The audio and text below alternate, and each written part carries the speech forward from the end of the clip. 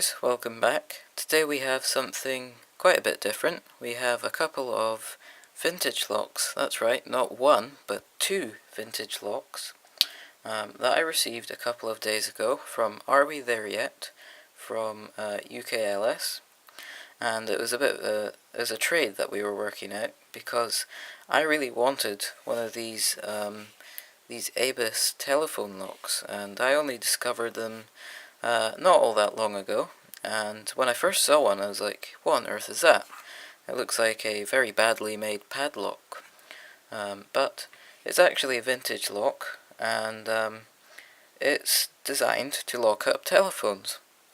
And nowadays we have smartphones with fancy pattern locks on them, but back in the good old days you'd have a phone with a plastic dial on the front, and you'd put your finger in the hole and turn the dial and take your finger out the hole, and the dial would return back, and you'd have to dial the next number and the next number and the next number. It would take ages to dial a number. But in those days phone calls would also be quite expensive, especially long distance phone calls. So lock companies, manufacturers came up with this new design of lock that would actually lock the dial of a phone and stop it from rotating, and they could also this would also mean that you could accept or receive incoming calls, but you just couldn't make outgoing calls, if you understand what I mean. As it says down here, to prevent unauthorized outgoing calls, permits all incoming calls. And you can see here the lock in position, and I also have another one here. I did not expect to be getting this one, but kind AreWeThereYet sent this one to me as well. This is an Anchor brand one. You can find these on eBay as well. And by the way, these cost about £10 each on eBay sometimes. In packaging, it's probably £20. And AreWeThereYet managed to get 4 of them for £4 off eBay. So he sent one to me. But yeah, as I said, this is an Anchor brand one. It's actually a wafer lock, and it's quite lightweight. It's like, I don't even know, I think it's like aluminium. I know my American viewers will love me saying that because the body it's not steel. Oh, in this case the back bit is steel.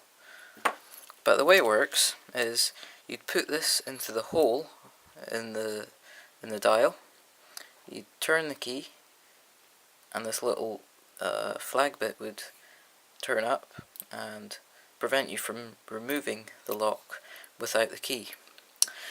And this one's a wafer lock. This one, by ABIS, is actually a pin tumbler lock, and I would take this out of the packaging and show you. I would like to play with it, but I decided not to because it's a collector's piece, and it's probably worth a lot more in its packaging. So I might get another one that isn't in its packaging to play with and to show you guys. But we'll look at the packaging. It says lock it with ABIS telephone lock, extruded brass pins tumbler cylinder, and we read that bit already, but CK, I think that's a tool company. I think that's an American tool company, but I'm not entirely sure.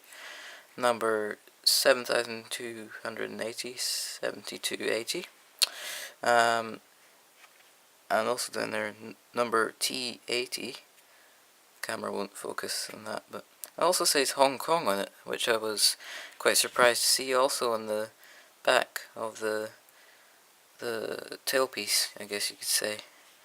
It looks like a 3-pin cylinder, and as I said, I would take it out and play with it, but you know, I wanted to keep it in the packaging, and a lot of you guys suggested that I keep it in the packaging. But anyway, today we we're going to play with this one, and we're going to pick it, hopefully. So one thing that did confuse me with this is that you have to pick it anti-clockwise to open and clockwise to lock. So we're going to hopefully pick it. Let me get rid of this magnet. I do apologise if this video is quite dark. It's been quite rainy outside, and yeah, it's quite late at night. So that's it clamped up. It's all locked. If I get a tension wrench, it's all locked up. So we're going to pick it anti-clockwise. I'm going to use a half snowman, I think it's called. And that's it. Sorry if my hand covered most of that. That's it. Unlocked. Okay, we're going to pick it locked just for the sake of doing so.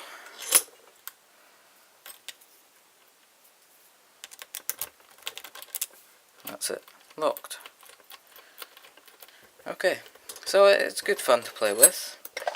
And yeah, sadly I don't have one of these old telephones to use it on, but it's still cool, definitely fun to have, and I am absolutely delighted to have this.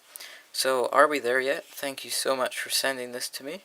I was actually quite interested to see that ABUS were still using the same key pattern stamped on the key. It kind of reminds me of a little titanium lock.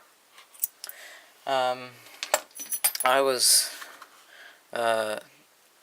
just so pleased to get this, honestly.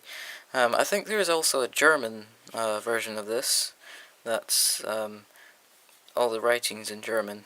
But I don't really know much about the history of this one. I don't know the time period or anything. If anybody knows, then please do let me know. And also, yeah, in Germany actually they would have locked them in position 2 on the dial, and that would mean that you could still dial the emergency services, or the fire brigade, I mean. However, in Britain that would be a bit of a problem, as our emergency number is 999, which is the second last number on the dial. However, you could dial, if you're in Scotland, the NHS 24, which is 111. However, they're probably not much use if your house is burning down, and even when it does come to health problems, you could be standing there having a heart attack, and all you get is press 1 if you have been in Africa recently, press 2, and you get this whole list of questions, and I think they hope that by the time they've reached question number 1000 you've died of whatever problem you had. But yes, anyway, so definitely fun to play with. My pinning tray sadly is taken up, this is a total change of subject, by this Ruco that I have. All the pins just fell out of the cord, but I've been trying to put this Ruco back together, but because these ASA pins have got a lip on them, they actually catch in this groove here, and also on that little lip there, and it's really difficult to get back together. I don't actually have any shims, which is unfortunate. I really need to get some, because they're also good for challenge locks, to avoid things from snagging up. But anyway, yeah, thanks very much for watching. A bit of a different video. Thanks, Are We There Yet, for the locks, and I'll see you all in my next video.